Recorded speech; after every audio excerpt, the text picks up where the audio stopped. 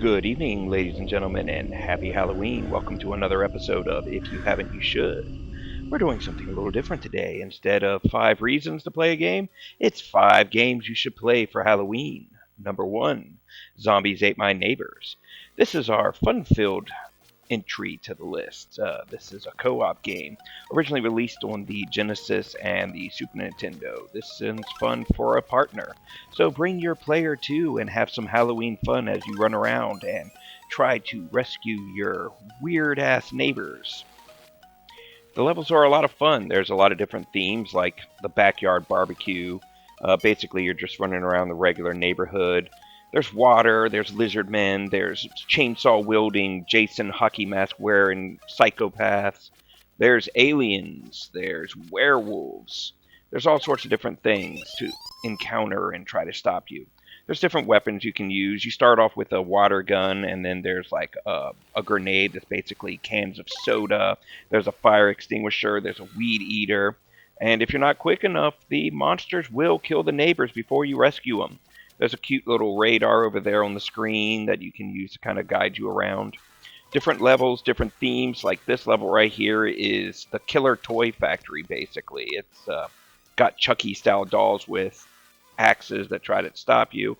And as you run around, you got to find the different neighbors that are, for some odd reason, hidden throughout the factory. Some of the neighbors are a little more resilient than others. The monsters will try to kill them, and you have a chance to get there and save them. There's cool weapons on this stage too, like the rocket launcher that'll blow open walls and allow you to get through doors that you would otherwise need a key for. There's cool power-ups you can get, allow you to turn into a monster yourself and crush the enemies, bust down walls. So it's a lot of fun, a lot of different things you can do. There's even a stage with a giant baby that tries to squash you and kill you. I really enjoyed playing this one. Like I said, this is the fun-filled entry on the list. And I hope you'll give it a try, and I hope you'll enjoy it as much as I did. Number 2 on the list is Cold Fear. Now, you may not have seen or played this one. This one came out on the PlayStation 2. It was on the Xbox.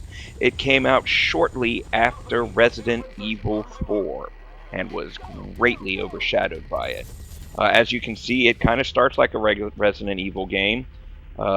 People are going in, there's some sort of mission, things go wrong, monsters show up, and then your character is introduced. In this situation, you're Plan B, a Coast Guard agent with Special Forces training. So there's your off-brand Wesker. Your Coast Guard boat pulls up along the ship and dropped off, and your team goes in to try to figure out what's going on. Over the radio, you hear the rest of your team basically getting slaughtered by someone. As you run along the ship, you're trying to find the team member who has the evacuation code so you can call your ship back to get you out of there, or a helicopter or whatnot. The boat's constantly moving. That was the gimmick that made this game so interesting. As you run through, you're constantly having to dodge waves, keep your footing, adjust your aim based on the way the ship's moving. For pitch and yaw, had to add several frames to every character animation to make it happen. But that's not something that most people are going to appreciate. It's something that gets old really quickly and is forgotten about. But basically, Resident Evil game, first you're going to encounter humans. There's going to be jump scares periodically to kind of set the mood, monsters in the background and such. And then as you play through, you're going to start to encounter basically zombies. In this case, it's an exo virus that takes over the zombies. You can kill them by shooting them, but then the virus will exit through the head. You can kill them permanently by shooting them in the head or shooting the virus as it comes out. But the virus can move to other corpses and reanimating, so that was pretty interesting. But typical Resident Evil play style. Find a puzzle, solve puzzle, move forward. Backtrack, solve puzzle, move forward. Here's a good example of one such puzzle. There's fires in one of the hallways. You can't get to the door. You find the sprinkler system, turn on the sprinkler, fire goes out, you can move on. It's pretty much like that for the rest of the game. The puzzles gets more difficult and you have to fight stronger monsters.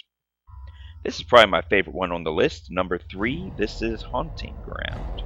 Now this is a tough one to come by. If you've ever looked for it on eBay, you'll see that a box with manual and disc is going to run you around $300 plus. The disc by itself running about $150. I happened to purchase this game when it came out for about $49 at GameStop, and I love this game. It's incredibly rare because it didn't sell very well, and then it got a cult following later on in its video game lifetime.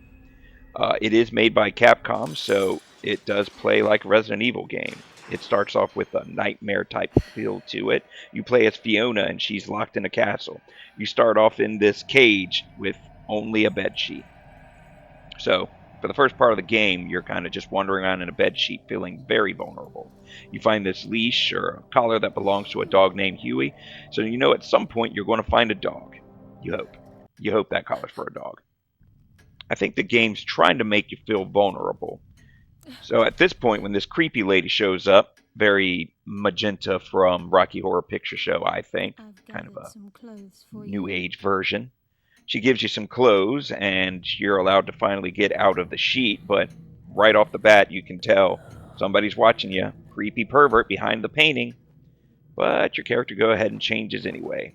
But again, it's supposed to give you that kind of feeling of vulnerability. You're supposed to find yourself in Fiona's shoes, and it does a good job of kind of setting up that creep factor and making you feel kind of helpless as you wander through this scary castle. You're not completely helpless in this game. You do have some alchemy that you can use to create small bombs and explosions you can use, but each stage there's some sort of monster or creature that's kind of chasing you around. They get steadily more intelligent and harder to avoid. This first one wants to make you into his own private doll. Basically, all you can do is run, lock doors, and hide from the guy. You don't really have the strength to take him on head on. There's puzzles you have to solve like any typical Resident Evil style game. Like in this situation, you have to know what type of key card to put into the monster. If you find the correct documentation, it'll tell you, and once you do it, it moves out of the way, and you can go through that door. Again, pretty typical Resident Evil style gameplay. Of course, it's a Capcom game, so you know what you're getting into. If you've played any of the Dino Crisis or Resident Evil, the puzzles are going to be right up your alley if you enjoy those games, and I personally do. One of the other really cool things about this game is, again, you're dealing with the vulnerability of the young girl running around the castle. There is panic. There are certain things you can run into, certain monsters, creatures, special effects that'll cause your character to panic. Like in this situation, when you knock open this wall, all these bugs flood out. The screen flashes a little bit. If she panics enough, she'll not really respond as well, and it makes it harder to get away. You can actually be killed by the creatures and monsters and get a game over. As you play more and more, you get more flashbacks, you find out more information about Fiona, you find out the castle actually belongs to her, as her parents were both killed in the car crash, which is how she ended up here to begin with. Then she's going to faint, wake up, and see this dog out there. Apparently, we have found our Huey.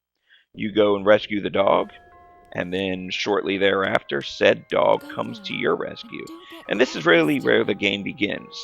The partnership between you and the dog to make your way through the castle, solve the puzzles, deal with the creatures, and get to the bottom of what's causing all this craziness. The dog responds to your commands, and the more loyal you make Huey, the easier it is to combat the monsters. Huey can actually fetch things, do tricks for you. Like right here, you can actually make Huey sit. You can make Huey shake. It's a pretty interesting mechanic. Shake. Good boy. You and that dog are going to have some wonderful adventures. It may not be worth $500, but if you can find a cheap copy and you're a collector, I definitely suggest it. Number 4 on the list, The Thing. So many awesome things to say about this game. Where do I begin? Well, first off, it was endorsed by John Carpenter. He even has a cameo in the game, although I was never able to find him. I, sad to say, was not able to beat this game.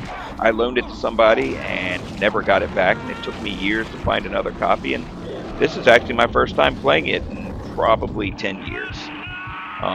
But again, because John Carpenter endorsed this game, he also stated that several of the things that happen within are canon. It starts off basically like the movies with Norwegians getting massacred and butchered, and then moves on to your team. You're in command of Blake and his group. There's different soldiers that come along with you throughout the game. There's engineers, there's medic and soldiers. Well, they're all soldiers, but they're soldiers that have more combat experience than the other soldiers. Your medics heal, your engineers unlock stuff, and your soldiers shoot at the enemies for you. You can outfit them and equip them.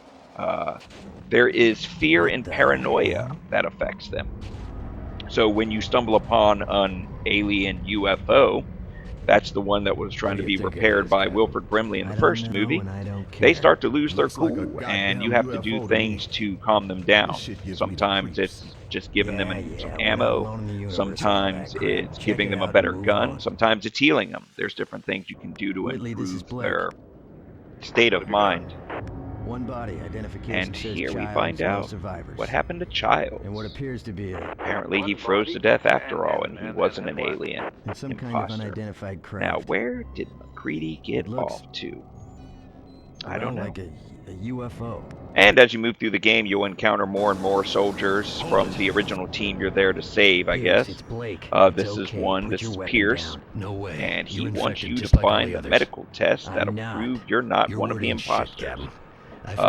Very much like MacReady in the movie, he wants you to find the blood test kit, prove that you're safe, and then he'll go with you and help you do what you need to do. And I'll watch you do the test. You got the kit? That's what we're going to do. The report said there's our test kit. Chemical that reacts with blood. Not quite as cool as the coat hanger in the petri dish, but I guess it'll work for a video game. Now I'm going to show you shoot your blood into the syringe, and the stuff that's inside reacts. So use it on yourself, you're good to go. Use it on one of your buddies, maybe they're an imposter, maybe they aren't. But if they are, they immediately turn, and then you have a battle on your hands. The walkers are much more difficult than the little spider type ones. You have to shoot them with your gun, and then you have to shoot them with the flamethrower. There's scripted scenes throughout the game where your team members will turn on you, but they'll also turn into symbiotes early sometimes if you have not appropriately taken care of their mental health. So if you see somebody shaking or losing their cool, you need to take care of them immediately, because the last thing you want is a whole bunch of your team members turning on you at once. It's nice to have them helping you in combat rather than working against you. The final game on my list is Fatal Frame 2: Crimson Butterfly. Now, this is a PlayStation 2 game. I want to say it was out on Xbox as well, but I'm not sure. This is the second game in the series. There's 4 or 5 of them now. This is the only one I actually ever played. I'm looking to get 1 and 3, but they're very expensive, and I'm hoping to stumble upon a cheaper copy at some point. But this plays out like your typical Japanese horror movie. Your characters are introduced. It's twins, but through flashbacks you get right off the bat, it seems pretty apparent that one of the twins is probably a ghost and already dead. And your character's insane, but who knows. So you start wandering around in the dark near some sort of forbidden village. You and your sister trying to find, I guess, your way home. It doesn't really explain why you're out there, just that you are. The cool thing about this game is there's ghosts hidden throughout the game all over the place. You're wandering around, and they'll just be walking around in the background. You'll just catch a glimpse of them, so you really got to pay close attention. There's no real weapon in this game. What you do have is your camera obscura. Of course, it's called Fatal Frame, so, it deals with, the camera. There's cool, spooky things like this little hand gesture right here. I just really like the game because it's very subtle in some of its scares, and then some of them are just flat out like J-horror jump scares that'll really get you oogie boogie. But again, you have to walk around and solve puzzles. Some of the puzzles are solved with the camera. Some of it's a matter of finding keys that are hidden throughout. But the whole time you're playing, you're constantly getting visuals that just are made to kind of creep you out, unsettle you. You're not sure if you're watching a flashback, if you're watching somebody else's memories. You have to read books. It's just got a great story, a great atmosphere, and it's just fun to play. Even when you get the camera, you're trying to take like really good shots with the camera, trying to get pictures of the ghosts up close. The better the picture, the more points you get for it, and I guess the more damage is dealt to the ghost. See, there's another ghost wandering in the background there. This is the point at which you actually find the camera.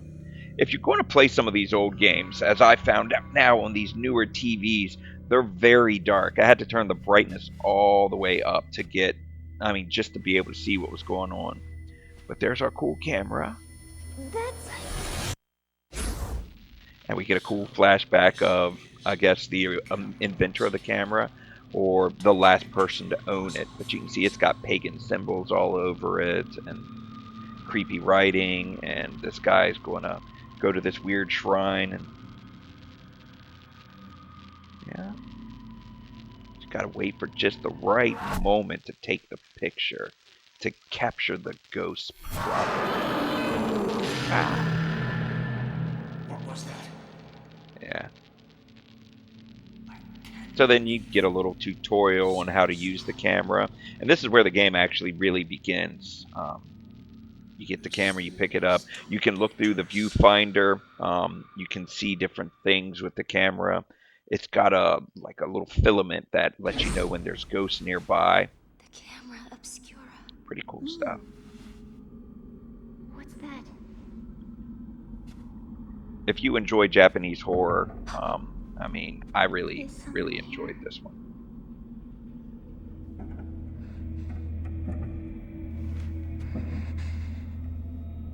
Spooky stuff going on. Here's an opportunity to use your camera.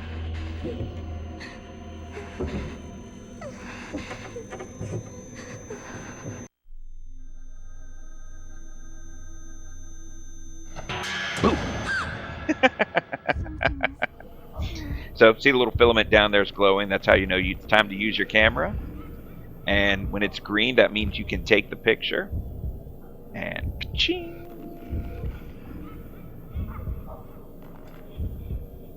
You also get a picture gallery of every picture that you've taken throughout the game. It tells you what the ghost was that you took the picture of and how many points you get. You can also use the camera to unlock certain puzzles, certain things you take a picture of, you power them up or power them down, and it allows you to make it through. As you continue through the village, eventually you lose your sister, and you have to find out what happened to her and where she went. And I guess you learn more about yourself in the process. All in all, super spooky game. I definitely suggest it. I really hope you enjoyed my list of 5 retro spooky Halloween games that you can play, and I look forward to seeing you again in the future. I probably will do a full-length video on Haunting Ground and maybe this one as well, as I really enjoy them and get a little bit more in depth about what makes the game really cool. This is the Middle Management Retro Wizard, and I hope that you'll join us again in the future. And don't forget to like, share, subscribe, and ring the bell for notifications. Thank you and good night.